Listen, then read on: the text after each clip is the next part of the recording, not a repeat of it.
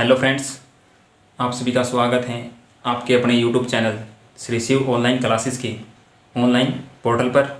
मैं Sunil Kumar electrical department से। बच्चों, हमने ट्रांसफार्मर का टॉपिक जो स्टार्ट किया था उसके कुछ एक पॉइंट्स या महत्वपूर्ण बिंदु हैं जो हमारे पेंडिंग हैं, उन्हीं को आगे कंटिन्यू करेंगे। ठीक है, तो हमने अब तक पढ़ा था ट्रांसफार्मर के बारे में। ट्रांसफार्मर स्टार्टिंग से ट्रांसफार्मर की डेफिनेशन, उसके पार्ट्स और उसके आगे का वर्गीकरण। ठीक है, हमने देखा था किस प्रकार ट्रांसफार्मर वर्क करता है। उसके बाद उसके जितने भी पार्ट्स हैं उनको हम अच्छे से डिस्कस कर चुके हैं। ट्रांसफार्मर का क्लासिफिकेशन या वर्गीकरण जो हम पढ़ चुके हैं। ठीक है, आप उनको रिवाइज और उनके नोट्स अच्छे से तैयार करें। आज की क्लास हमारी होगी उसी टॉपिक से आगे। ठीक है, ट्रांसफार्मर तो हमने पढ़ा था पार्ट्स के अंदर। हमारा एक पार्ट था ट्रांसफार्मर ऑयल। ट्रांसफार्मर ऑयल, ठीक है। तो आज हम जानेंगे ट्रांसफार्मर जो ऑयल है वो कैसा होना चाहिए। उसके लिए हाईएस्ट जो महत्वपूर्ण पॉइंट हैं, मोस्ट इम्पोर्टेंट पॉइंट जो होते हैं, क्या होने चाहिए। ठीक है, ऐसा सब कुछ संभव कैसे होगा जब हमें इसके बारे में पता हुए। ठीक है, तो हमें क्या करना है, ट्रांसफार्मर जो ऑयल है हमारा, उसको किस प्रकार किस क्वालिटी का होना चाहिए ये हमें मालूम होना चाहिए। ठीक है, तो हम पढ़ते हैं ट्रांसफार्मर ऑयल। ट्रांसफार्मर तेल, ठीक है, ट्रांसफार्मर तेल। ट्रांसफार्मर में अचालक लिख सकते हो आप। क्या लिख सकते हो? कुचालक भी। अचालक या कुचालक तथा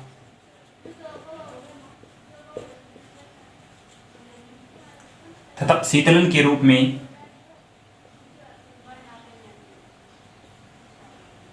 इसका उपयोग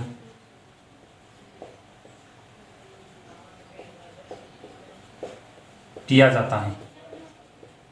इसका उपयोग किया जाता है।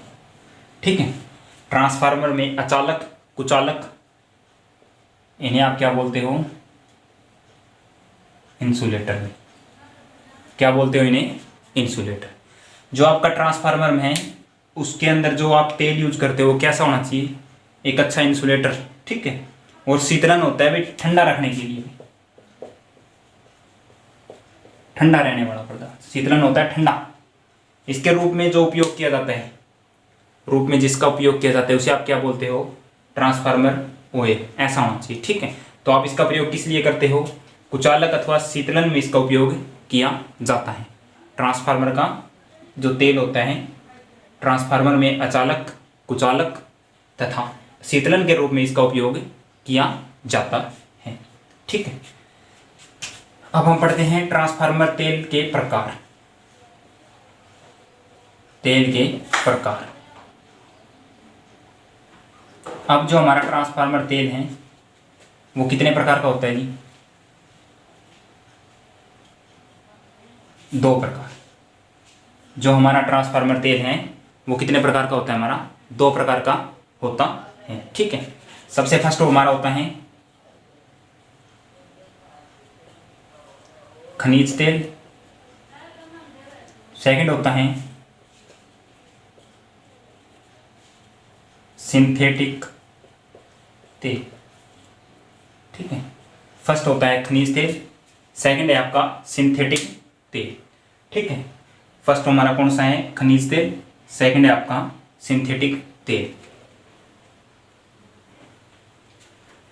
अब जो आपका ये तेल है, खनिज तेल और सिंथेटिक तेल, अब इनके बारे में हमें पता होना चाहिए। मतलब कौन सा अच्छा है, किस मटेरियल से कौन सा बनाया जाता है, कहाँ से इसकी प्राप्ति होगी, मैक्सिमम टाइम कौन सा आप यूज करते हो, कैसे यूज करते हो। ठीक है, चलो अब हम इन पार्ट्स के बारे में या इसके प्रकार के बारे में पढ़ते हैं।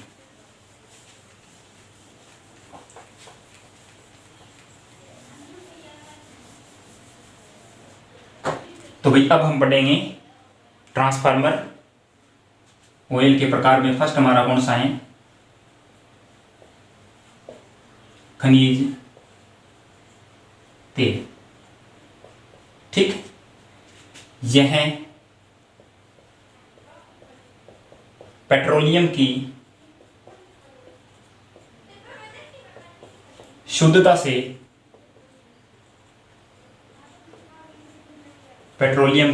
से प्राप्त किया जाता है। ठीक है, यह पेट्रोलियम की शुद्धता से प्राप्त किया जाता है। ठीक है, मतलब खनिज तेल जो आपको मिलेगा, जो आपका पेट्रोलियम होता है भाई, उसको शुद्ध करके इसको इस्तेमाल किया जाता है। शुद्धता से बोल सकते हो आप शोधन भाई, पेट्रोलियम का शोधन या फिर सुधरा हुआ रूप क्या होता है आपका खनिज तेल। ठीक है,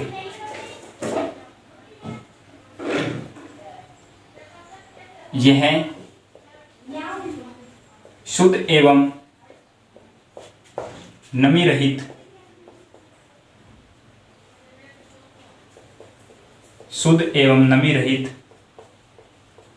होता है। ठीक है, यह शुद्ध एवं नमी रहित होता है, मतलब कैसा होना चाहिए, प्योर होना चाहिए और नमी से जो है वो अप्रभावित। ठीक है, नमी रहित होना चाहिए, इसके अंदर क्या नहीं होनी चाहिए, आपकी नमी नहीं होनी चाहिए। ठीक है, शुद्ध एवं नमी रहित होता है। उसके बाद यह ज्वलनशील नहीं होना चाहिए। यह ज्वलनशील नहीं होना चाहिए। ठीक है, यह ज्वलनशील नहीं होना चाहिए। ठीक है,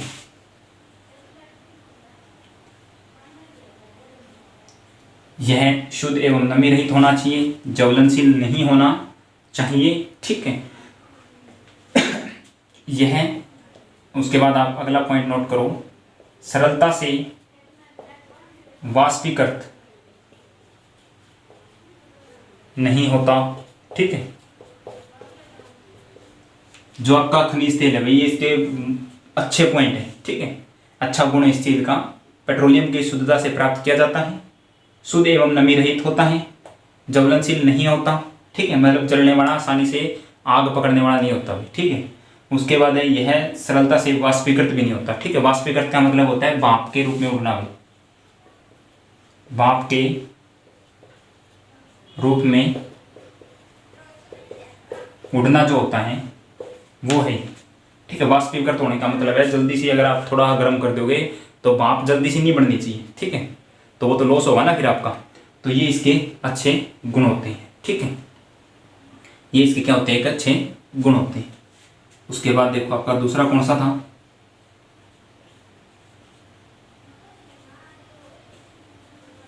सिंथेटिक तेल। फर्स्ट जो हमारा था कौन सा था, खनिज तेल।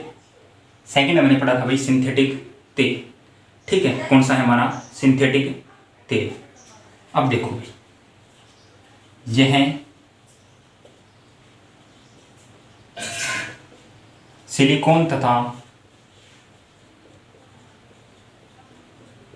हाइड्रोकार्बन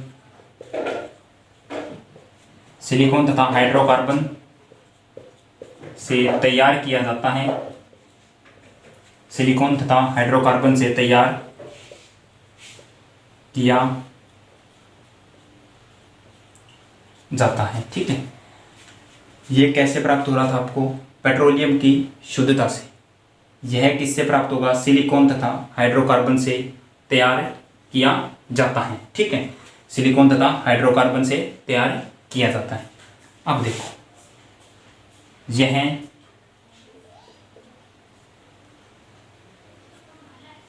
महंगा होने के कारण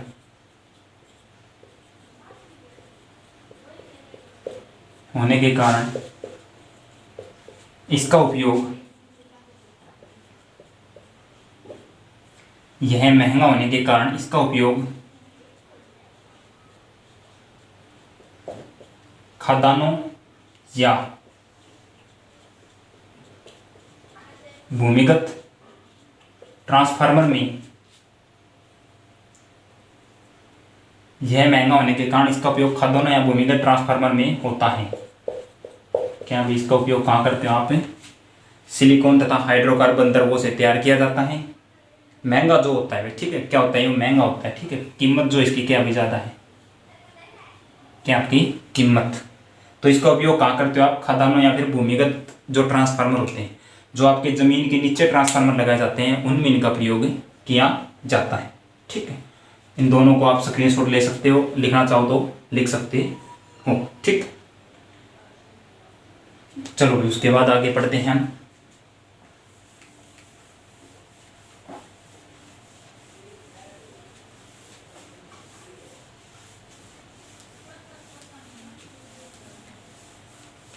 अब हमने पढ़ दिए तेल। ठीक है, क्या पढ़ लिया? तेल। अब जो हमारा तेल होता है ना, अब इसके कुछ अच्छे पॉइंट भी होते हैं भाई। ठीक है, क्या होते हैं? तेल। अच्छे ट्रांसफार्मर तेल के जो गुण है वो लिखो भाई। उसके बाद अच्छे ट्रांसफार्मर तेल के गुण। ठीक है, अब आप सोचते हो भाई हमारा तेल क्या होना चाहिए? एक अच्छा होना चाहिए। ठीक है, कैसा होना चाहिए? अच्छा होना चाहिए, बिल्कुल प्योर क्वालिटी होनी चाहिए, हाईएस्ट क्वालिटी। तो उसके लिए उसके क्या क्या गुण होने चाहिए? ठीक है ना, हमें क्या क्या पता होना चाहिए? उसके गुण पता होने चाहिए, कौन कौन से उसके गुण हैं वो इसके अंदर होने चाहिए। ठीक है, फर्स्ट हमने किस लिए यूज कर रहे हैं? अच्छा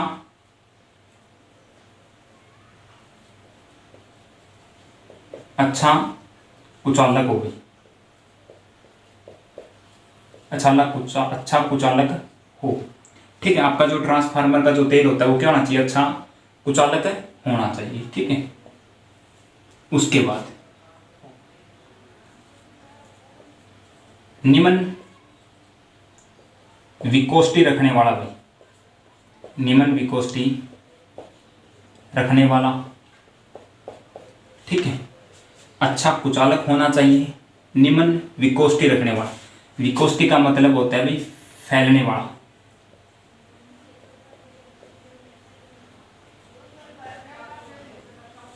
फैलने वाला मतलब आप कहीं भी डाल देते हो तो गाढ़ापन होना चाहिए इसके अंदर, जल्दी से फैलना नहीं चाहिए। ठीक है, अगर एक तो जैसे आप पानी जमीन पे गिरा रहे हो तो जल्दी से फैल जाता है। ठीक है, उसके जैसे ही आप मोबिल वगैरह डालते हो तो वो कम फैलता है भाई। ठीक है, तो क्या होती है? विकोष्टी निम्न होनी चाहिए। उसके बाद भाई उष्मा का अच्छा चालक होना चाहिए, उष्मा का अच्छा चालक होना चाहिए। ठीक है, उष्मा का आप बोलते हो भाई हीट। ठीक है, या आप बोल सकते हो गर्मी। उष्मा का अच्छा चालक होने का मतलब ये है, आपकी जो वाइंडिंग होती है ट्रांसफार्मर में, वाइंडिंग के आसपास का हमारा क्या रहता है? तेल रहता है। ठीक है, अगर वाइंडिंग हमारी गर्म हो रही है तो ये ना हो तेल उसके आसपास से गर्म होने के बाद आग पकड़ना स्टार्ट कर दे। तो जो हमारा प्रॉपर तेल है वो सारा एक साथ मतलब फैलता रहना चाहिए और गर्म होते रहना चाहिए। अगर एक जगह गर्मी ज़्यादा होगी तो वहाँ पे आग लगने के चांसेस ज़्यादा होंगे। उसीलिए क्या होना चाहिए? उष्मा का अच्छा चालक होना चाहिए। ठीक है, अच्छा कुचालक, निम्न विकोष्ठी, उष्मा का अच्छा कुचालक होना चाहिए। ठीक है, उसके बाद अगला पॉइंट है भाई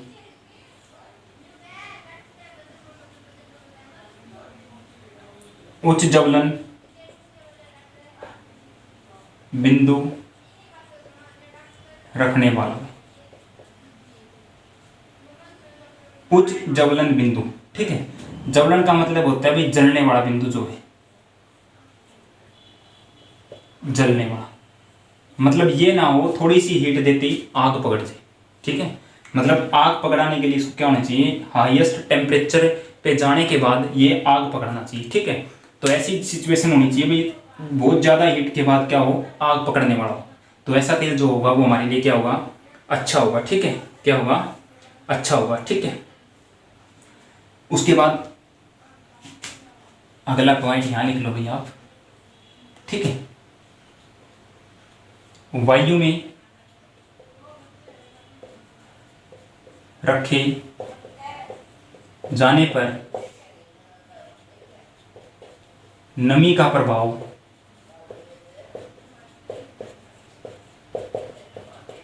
कम से कम होना चाहिए। क्या है, अगर आप वायु में रख रहे हो उसको, ठीक है, जो आपका ट्रांसफार्मर ऑयल है उसे आप क्या कर रहे हो भाई, वायु में रखे जाने पर नमी का जो प्रभाव है वो क्या होना चाहिए, कम से कम होना चाहिए। ठीक है, तो ट्रांसफार्मर तेल आपका क्या होगा, अच्छा होगा भाई। तो ये आपके पॉइंट है।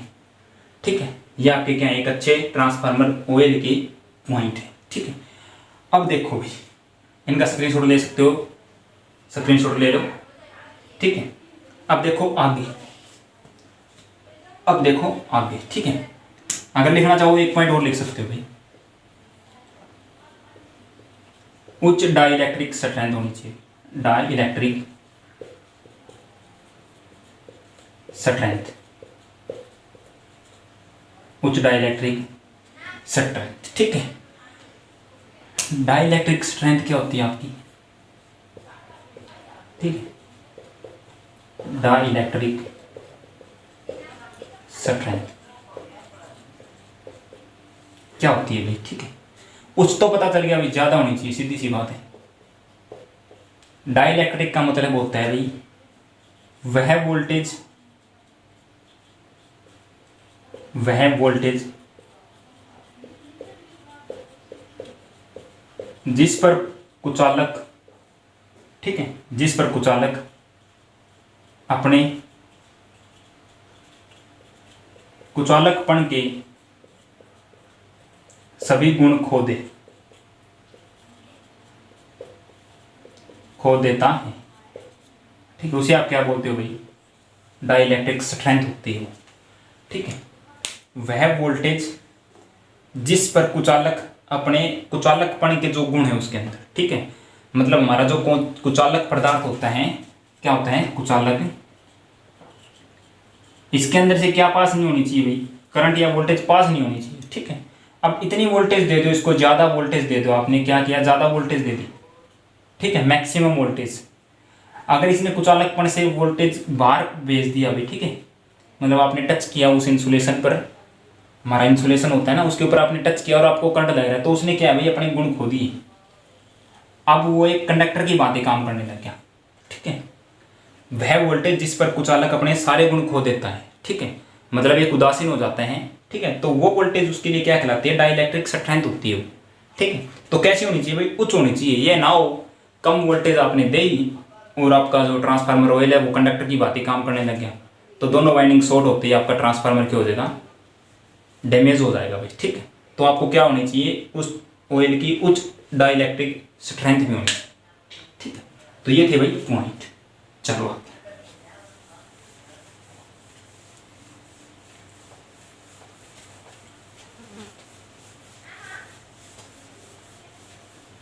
आगे देखो भाई, समय समय पर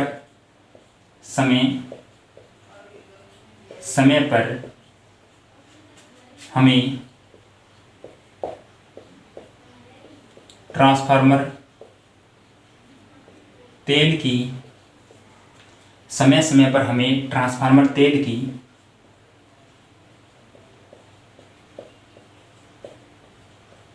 डाइलेक्ट्रिक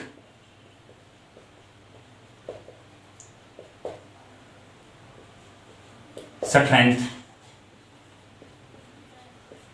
जांच करते रहना चाहिए। ठीक है, समय समय पर हमें ट्रांसफार्मर तेल की डाइलेक्ट्रिक स्ट्रेंथ है वो जांच करते रहना चाहिए या फिर जांचते रहना चाहिए। ठीक है, तो आप समय समय के अनुसार आपका जो तेल है उसका परीक्षण करते रहना चाहिए। ठीक है, ये भी एक अच्छा पॉइंट है भाई। ठीक है, अब पढ़ते हैं जांचने के लिए कौन कौन से टेस्ट करोगे भाई। ठीक है ना, चलो पढ़ते हैं हम टेस्ट। अब हम क्या पढ़ते हैं, ट्रांसफार्मर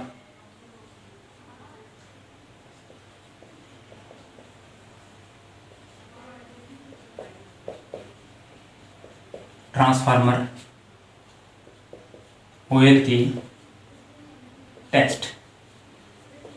ठीक है। अब कौन कौन से टेस्ट आप ट्रांसफार्मर ऑयल के हैं जो करते हो, ठीक है। अब ट्रांसफार्मर का जो तेल है हमारा वो क्या होगा, अभी डिफेक्टेड ऑयल लग रहा है, ठीक है। मतलब जैसा आपने डाला था कुछ टाइम के बाद उसमें चेंजेस हो रही हैं, तो आप कौन से टेस्ट के द्वारा क्या पता करते हो, ठीक है। तो वो हम क्या करेंगे इस वीडियो इसमें जांचेंगे, ट्रांसफार्मर ऑयल के टेस्ट। आगे का हमारा टॉपिक है भाई ट्रांसफार्मर तेल का प्रशिक्षण या फिर टेस्ट, ठीक है। तो हम करते हैं भाई, कितने टेस्ट करते हैं, हमारे जो टेस्ट है ना वो कितने हैं, 4 टेस्ट है। कितने टेस्ट करते हो आप, 4 टेस्ट जो नॉर्मली आप करते हो, ठीक है। कितने टेस्ट करते हो आप नॉर्मली, 4 टेस्ट आप क्या करते हो, ट्रांसफार्मर ऑयल का प्रशिक्षण करते समय नॉर्मली आप 4 टेस्ट करते हो, ठीक है। फर्स्ट आपका है क्षेत्र परिरक्षण, ठीक है। जैसे आप इंग्लिश में बोलते हो फील्ड टेस्टिंग, ठीक है। फर्स्ट क्या होता है आपका फील्ड टेस्टिंग। फील्ड टेस्टिंग का मतलब होता है भाई आप जितना जो फैल रहा था ना वो फैलाव वगैरह चेक करना था, वो इसी के अंदर होता है भाई कितना क्षेत्र पे फैल रहा है, ठीक है। इसी के अंदर आप पढ़ते हो कितने क्षेत्र पे फैल रहा है, ठीक है। फैलने वाला जो होता है वो इसी के अंदर हम काउंट करते हैं, तो कितने क्षेत्र पर हमारा फैलता है। सेकंड हमारा होता है भाई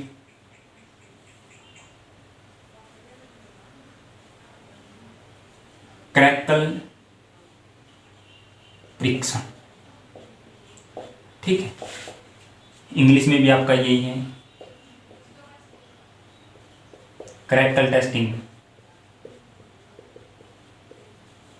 ठीक है। क्रैकल टेस्टिंग, क्षेत्र प्रशिक्षण, क्रैकल टेस्टिंग। उसके बाद है भाई डाइलेक्ट्रिक टेस्टिंग, डाइलेक्ट्रिक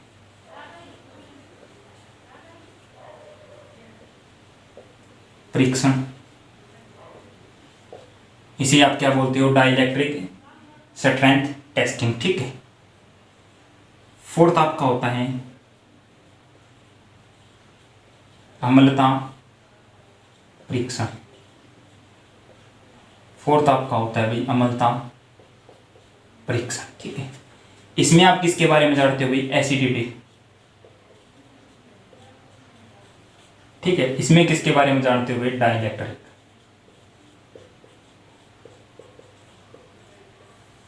ठीक है। ये आपके 4 टेस्ट है भाई।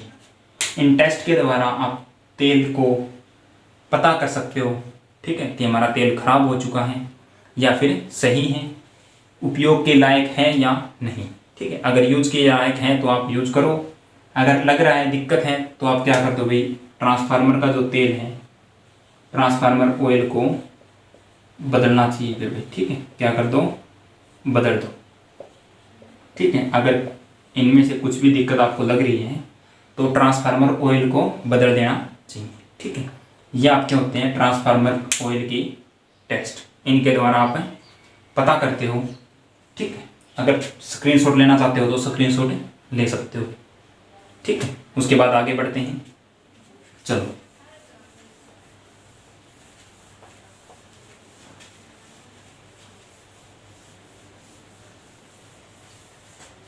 अब हम पढ़ेंगे भाई आपका जो अच्छा सा टॉपिक है एक, ठीक है, जो ट्रांसफार्मर के लिए भी काफ़ी इम्पोर्टेंट, ठीक है।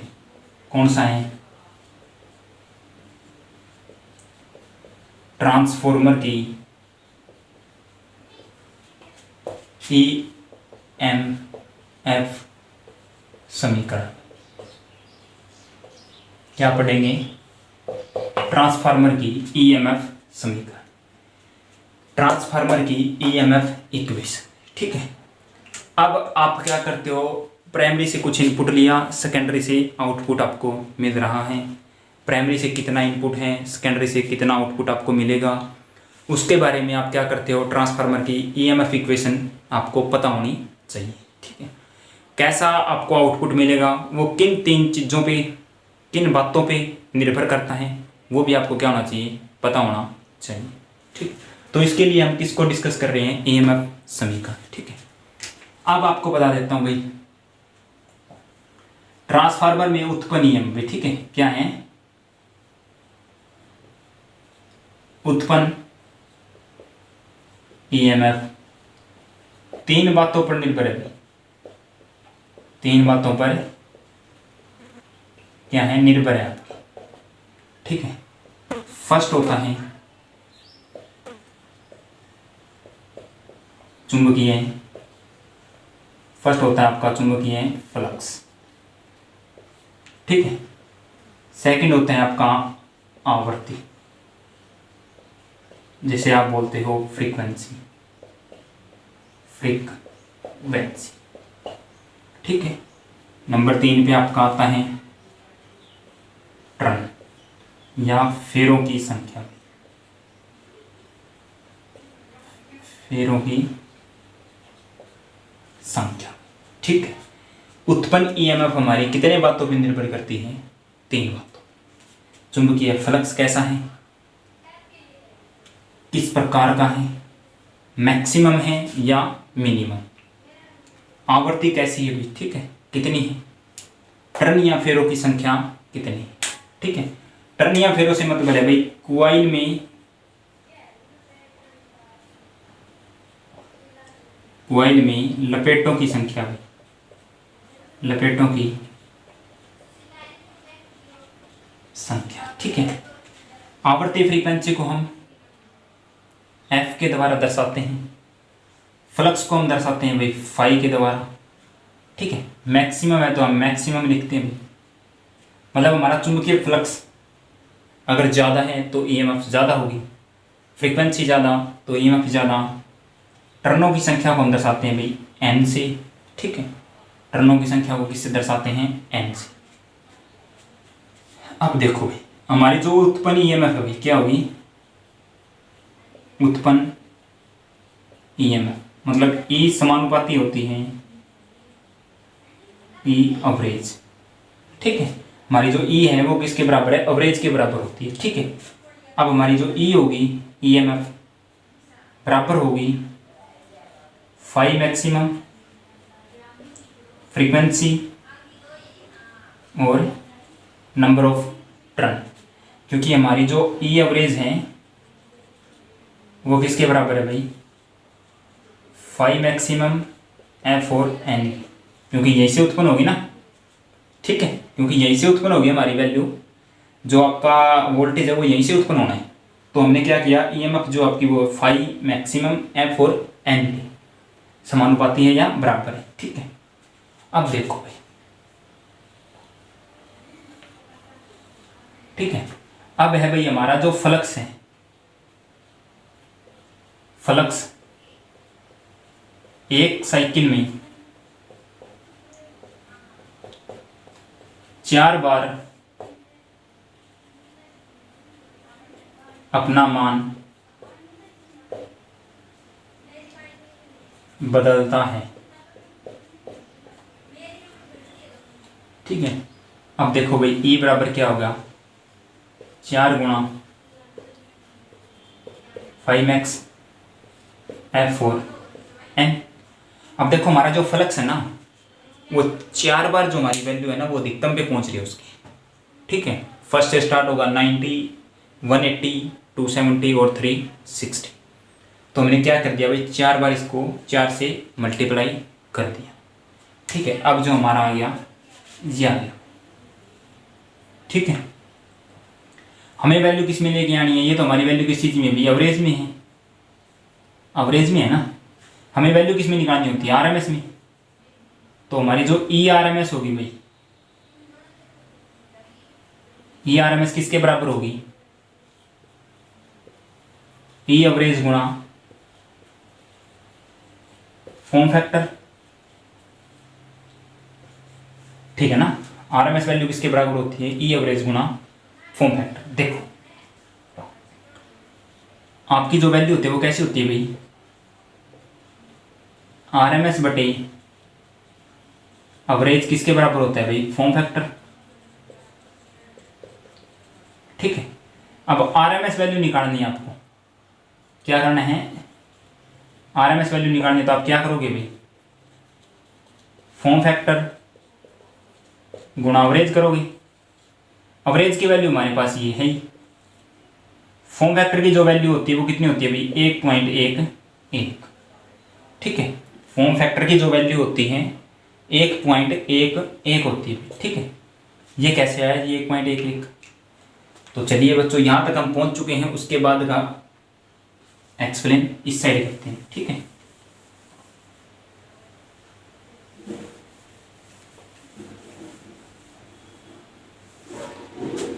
हमारा जो वही होता है फॉर्म फैक्टर होता है आरएमएस मान भाग में एवरेज मान। ठीक है, हमारा एससी में आरएमएस मान होता है भाई 0.707, एवरेज वैल्यू होती है वो 0.637। ठीक है, जब आप इसे सोल्व आउट करोगे तो वैल्यू आएगी भाई 1.11, क्योंकि देखो यहाँ से पॉइंट हैं तो ये पॉइंट कैंसिल आउट। अब डायरेक्ट 707 को 637 से भाग दे दोगे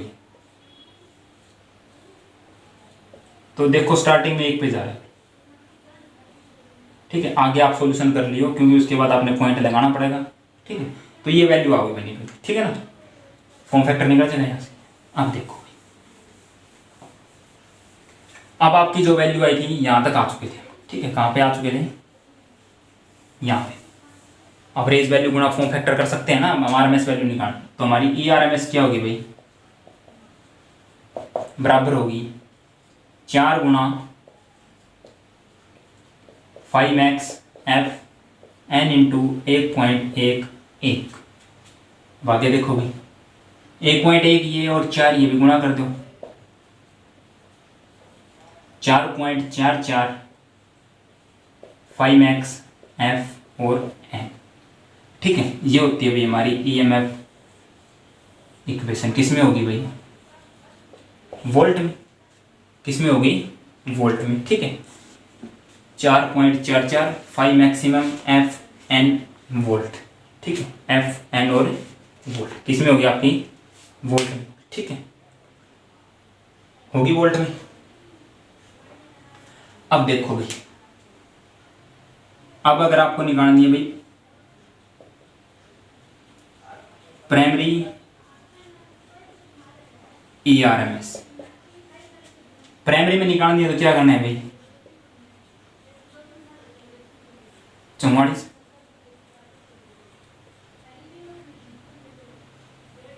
5x एफ सेम रहना है, जो n है तो n क्या रखोगे आप, p करोगे, क्योंकि प्राइमरी के नंबर लेने पड़ेंगे। टर्नों की जो संख्या है वो किसकी लेनी पड़ेगी, प्राइमरी। ये क्या होगा भाई आपका वोल्ट। इसी प्रकार सेकेंडरी, सेकेंडरी में आपकी ईआरएमएस क्या होगी भाई 4.44 5x F N S volt. ठीक है, ये होगा भाई। प्राइमरी में निकालने हैं तो प्राइमरी के चक्कर, देखो फ्लक्स सेम रहना है, फ्रीक्वेंसी सेम रहनी है, ये वैल्यू कांस्टेंट है तो किस पे डिपेंड है, एन पी और एन एस पे हमारी क्या है वैल्यू डिपेंड है। देखो आगे क्या है, जो 5 मैक्सिमम है वो किसको दर्शा रहा है भाई, चुंबकीय फ्लक्स को।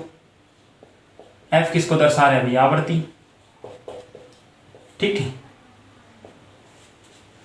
चुंबकीय फ्लक्स की इकाई लिख लो भाई साथ के साथ, यूनिट।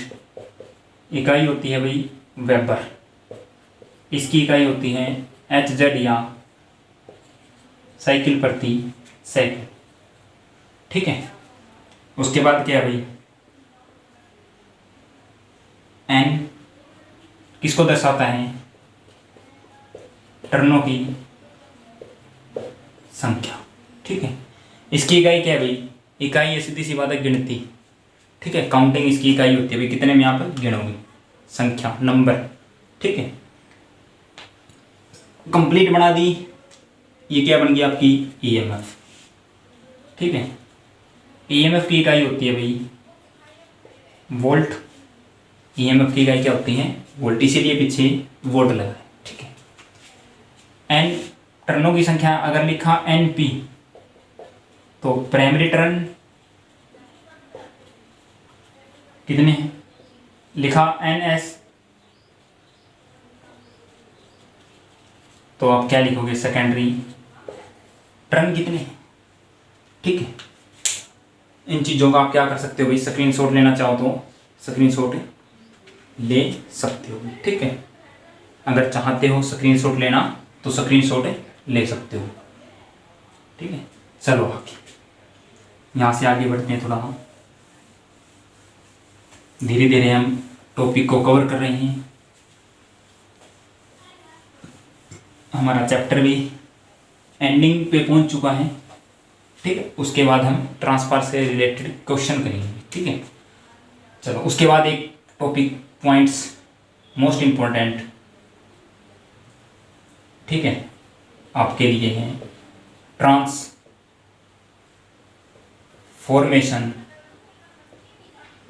अनुपात, ट्रांसफॉर्मेशन अनुपात, ठीक है। यह ट्रांसफॉर्मेशन रेशियो या ट्रांसफॉर्मेशन अनुपात क्या होता है? यह एक अजप्शन है भाई, ठीक है। क्या है? एक अजप्शन है, हमने मानना है, ठीक है। जब ये लगाते हैं तो हम ये मान के चलते हैं कि हमारे ट्रांसफार्मर के अंदर जो लॉस हैं वो जीरो है, ठीक है। हमने इनपुट पावर दी, आउटपुट पावर हमें सेम मिलेगी। लॉसेस को नगण्य मानते हुए हम जो न्यूमेरिकल वैल्यू को सोल्व करने के लिए, ठीक है, जिस फॉर्मूले का प्रयोग करते हैं भाई, ठीक है, ट्रांसफार्मर में लॉसेस को शून्य मानते हुए, ठीक है, न्यूमेरिकल वैल्यू को सोल्व करने के लिए जिस फॉर्मूले का यूज करते हैं उसे क्या बोलते हो? ट्रांसफॉर्मेशन रेशियो, ठीक है। मतलब देखो, कैलकुलेशन अगर करनी है तो आपको कुछ ना कुछ अजप्शन, कुछ ना कुछ फॉर्मूले, कुछ ना कुछ ट्रिक्स बनानी होगी। उसे के द्वारा आप ट्रांसफार्मर, मोटर, जनरेटर को आप न्यूमेरिकल वैल्यू को सॉल्यूशन करोगे, ठीक है।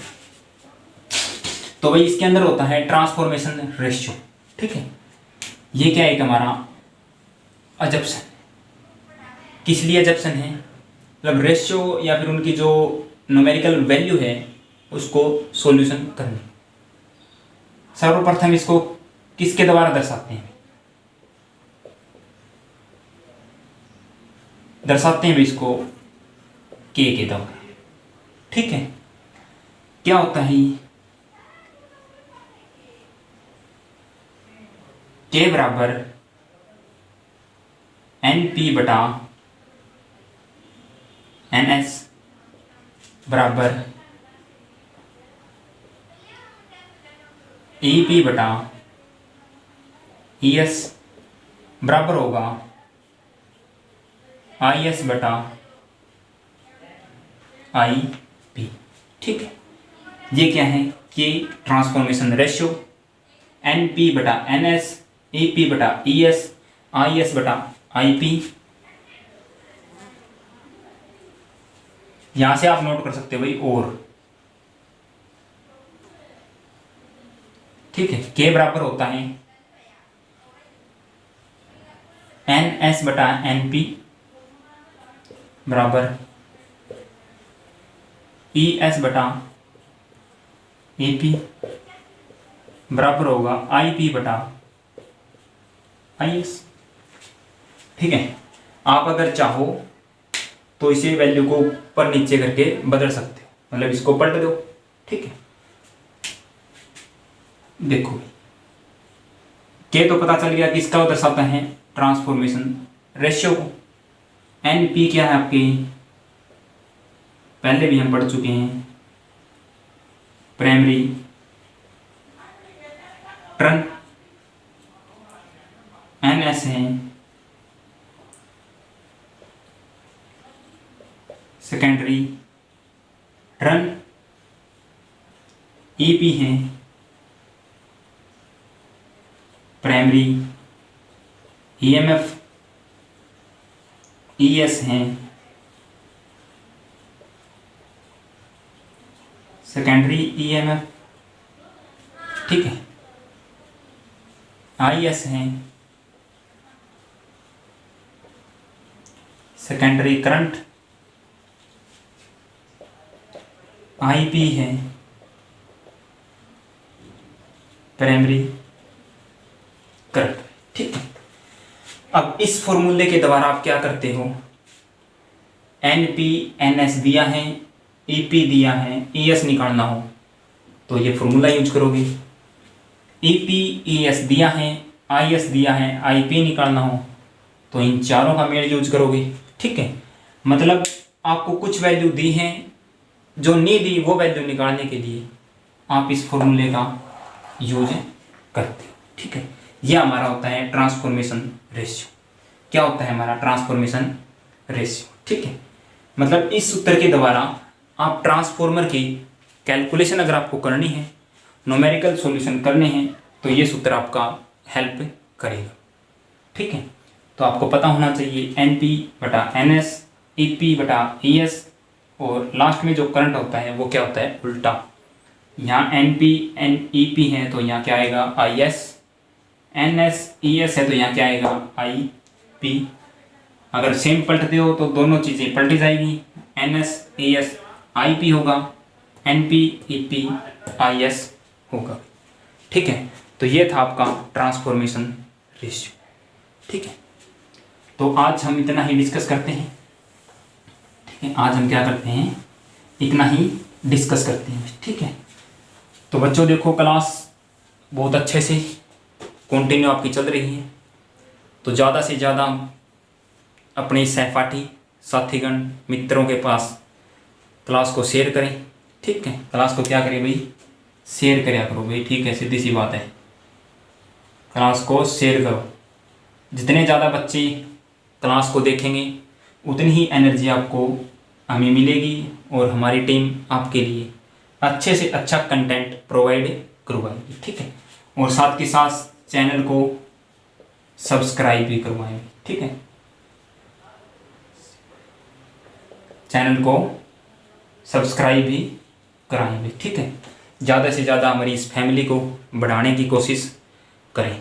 ठीक है, जैसे जैसे हमारा परिवार बढ़ता है, ठीक है, हमारे मेंबर बढ़ते जाएंगे, परिवार में सदस्यों की संख्या ज़्यादा होगी, हम उतना ही एनर्जी से, ठीक है, आपका स्टाफ आपके सब्सक्राइब और शेयर से मोटिवेट होता है। ठीक है, तो उसी मोटिवेट होने से आपको बहुत अच्छा कंटेंट देने की कोशिश करेंगे। आगे आगे हम जैसे ही आपका थ्योरी कवर होती है तो न्यूमेरिकल की सीरीज स्टार्ट करेंगे। ठीक है, उसके अलावा भी अगर आपको PDF वगैरह चाहिए, स्टडी मटेरियल जो आपके ITI एग्ज़ाम के लिए मोस्ट इम्पोर्टेंट है, ठीक है, तो आप हमारे टेलीग्राम ग्रुप, ठीक है, टेलीग्राम ग्रुप, साथ के साथ हमारा अपना जो है फैमिली परिवार के सदस्यों के लिए अपना एक व्हाट्सएप ग्रुप भी है अभी। ठीक है, क्या है व्हाट्सएप ग्रुप, इन दोनों को आप क्या कर सकते हो, ज्वाइन कर सकते हो भी। ठीक है, ज्वाइन करने के लिए इन दोनों का जो लिंक होगा, क्या है लिंक, वो आपको डिस्क्रिप्शन में मिलेगा। ठीक है, ज्वाइन कर सकते हो। ठीक है, आप क्या कर सकते हो, ज्वाइन कर सकते हो। तो जैसे ही हमारा ये चैप्टर समाप्त होता है या एंडिंग पोजीशन पे पहुंचता है तो हम कोशिश करेंगे आपके लिए इलेक्ट्रॉनिक्स लेके आने की। ठीक है, क्योंकि आप बच्चों की डिमांड है कि इलेक्ट्रॉनिक्स बेटर करवाई जाए, तो इलेक्ट्रॉनिक्स ट्रांसफार्मर के जस्ट बाद आपकी इलेक्ट्रॉनिक्स होगी। तो इसके लिए आपको चैनल के सब्सक्राइबर, अपनी फैमिली को बढ़ाना है। अभी क्या करना है, फैमिली को बढ़ाएं और चैनल को शेयर करें, क्लास को लाइक करें भाई। ठीक है, अगर आपको वीडियो अच्छी लग रही है, क्लास पसंद आ रही है तो चैनल को सब्सक्राइब करें, वीडियो को शेयर करें और वीडियो को लाइक भी करें। ठीक है, इन सब से आपके जितने भी फ्रेंड्स हैं उनको भी अच्छी चीज़ें मिल सके। तो आज की क्लास के लिए इतना ही। थैंक यू बच्चों, मिलते हैं आगे की क्लास में। तब तक के लिए हैव ए नाइस डे।